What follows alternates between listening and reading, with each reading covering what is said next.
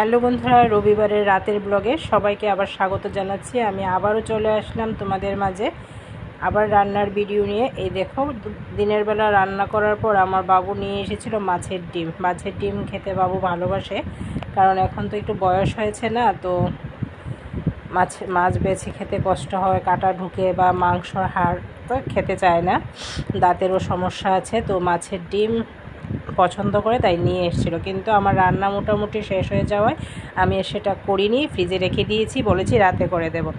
হ্যাঁ, রাতে তো করতেই হবে, বাধ্য, কারণ সোমবার এবং মঙ্গলবার আমাদের নিরামিষ থাকে, তো দুদিন ফ্রিজে থাকলে আবার সেটা নষ্ট হয়ে যাবে। তো আবার রাতের বেলা রান্না নিয়ে আমি চলে আসলাম। তো এই দেখো, সবগুলো আয়োজন নিয়ে পেঁয়াজ কাঁচা লঙ্কা কুচি সব কিছু মেখে টেকে হলুদ লবণ দিয়ে আমি একে একে বড়াগুলো করে নেব। বন্ধুরা, যেটা বলছিলাম, দেখো আমাদের মেয়েদের জীবন কত কষ্টের হয় না, পুরুষরা সেটা বুঝেই না। তারা ভাবে তারা সারাদিন পরিশ্রম করে বাড়ির বাইরে থেকে, আর আমরা মহিলারা শুধু আরাম আর করি আরাম। আমরা এত সারাদিন পরিশ্রম করার পরও কোনো মাইনে তো পাই না, কিন্তু আবার কথা শুনতে হয় যে তোমরা কি করো সারাদিন। মানে আমরা সারাদিন কোনো কিছুই করি না, কিন্তু আমরা যে তাদের ফরমাইশ পূরণ করি সেটা তারা বুঝতেই পারে না। এই দেখো, মাছের ডিমের বড়া করছি ঠিক আছে, কিন্তু আমার কর্তামশাই মাছের ডিমের বড়া খেতে চায় না। ওনার জন্য করতে হবে কি, আলু সিদ্ধ দিয়ে ডিম দিয়ে মেখে পেঁয়াজ কুচি কাঁচা লঙ্কা কুচি দিয়ে বড়া। এই দেখো, আমার দু রকমের বড়াই করতে হবে। এই দেখো বন্ধুরা, তোমাদের সাথে কথা বলতে বলতে আমার মাছের ডিমের বড়াও মোটামুটি হয়ে গেল তৈরি। এবার লাস্ট ফিনিশিং দিয়ে দিচ্ছি মাছের ডিমের বড়াটা। তো এই দেখো, আমি করছিলাম, একে তো গরম, কি গরম মানে বলার নেই, ঘেমে আমি একাকার হয়ে গেছি। এই দেখো, আলু বলেছিলাম যে আলু দিয়ে ডিম দিয়ে বড়া করতে হবে, তো এবার এটা মেখে নিচ্ছি। আলু, এখানে হলুদ লবণ পেঁয়াজ কুচি কাঁচা লঙ্কা কুচি দিয়ে দিয়েছি। এবার ভালো করে সেটা মেখে নিয়েছি। ওই দেখো, রাত্র তখন বাজে 10:45। এবার আমি সেই ডিমটাও ভেঙে নেব। তো দুটো ডিম দিয়ে দিলাম,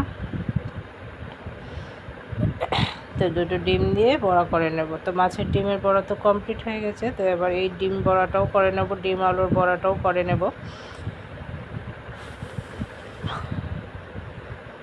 একে তো আমার শরীর খুব ভালো না, তোমরা ভয়েসটা শুনেই বুঝতে পারছো, কারণ এত গরম পড়েছে, ঘামছি। আবার আমি ঠান্ডা জল দিয়ে একটু পরপর স্নানও করছি, কারণ গরমটা আমার খুব মানে আমি সহ্য করতে পারি না এত গরম, ঘেমে। আর কাজ করলে তো জানোই আমাদের অবস্থা কি হয়ে যায়, তো স্নান করতেই হয়, ফ্রেশ হতেই হয়। তো এতবার স্নান করছি, গরমে ঘামছি, শুকাচ্ছে, এর কারণে আমাদের সর্দি হয়ে গেল, কাশ হয়ে গেল। ভয়েসটা শুনে তোমরা অবশ্যই বুঝতে পারছো, কিন্তু আমার ঘরের কর্তামশাই বা কেউই বুঝে না সেটা। বললাম না, ওই আমাদের এক কথাই শুনতে হয় যে সারাদিন কী করি। এই দেখো, আমরা ভাতটা বসিয়ে এসে একটু ফ্যানের বাতাসের সাথে চলে আসলাম। সঙ্গে মেয়েও এখানে বসে আছে, মেয়েরও এক্সাম চলছে। এই দেখো, তো এবার দেখো, খাওয়া টাওয়া শেষ করে, খাওয়া তো খুবই মজা। তো খাওয়ার পরে যে এগুলো পরে থাকে এগুলো তো পরিষ্কার করতে হয় না, এগুলো ধুয়ে টুয়ে, যেহেতু সোমবার কালকে নিরামিষ আমাদের, তো এগুলো ধুয়ে নিতে হবে। তো এসব কিছু বাসন টাসন ধুয়ে টুয়ে নিলাম। আর আমি এই দেখো, সব কিছু বাসন টাসন আবার ধুয়ে নিলাম, কারণ কালকে সকালবেলা উঠে সমস্যা হবে। তো যখন জল ভরতে চলে গেছি বোতলে, এসে দেখি মা কিছুটা হেল্প করছে, গ্যাসটা মুছে নিল। হ্যাঁ, উনিও এখন অলস হয়ে যাচ্ছে। আমার দিদা চলে যাওয়ার পর উনিও এখন কাজ করতে চায় না।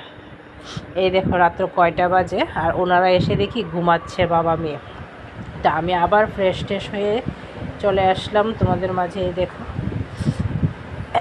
এবার ফ্রেশ ট্রেশ হয়ে আবার চলে আসলাম, এসে দেখি বাবা মেয়ে সুন্দর ঘুমাচ্ছে, আর আমি এখানে রাত্র 11:30 বাজে আমি কাজ সেরে আসলাম। কেমনটা লাগে বলো তো? পুরুষরা এমনই, আসবে, খাবে, গরম গরম হাতটা ধুয়ে টুয়ে বাস ঘুমিয়ে যাবে। যা কিছু কাজ আছে মহিলাদের করতে। হ্যাঁ, যেটা বলছিলাম, আমার মা এখন দিদা চলে যাওয়ার পর খুবই অলস হয়ে গেছে। মানে ওনাকে বলবো যে একটু হেল্প করতে, যতক্ষণে উনি করবেন ততক্ষণে আগে আমিই করে নেব। এই দেখো রেডি। ওকে, বাই বাই।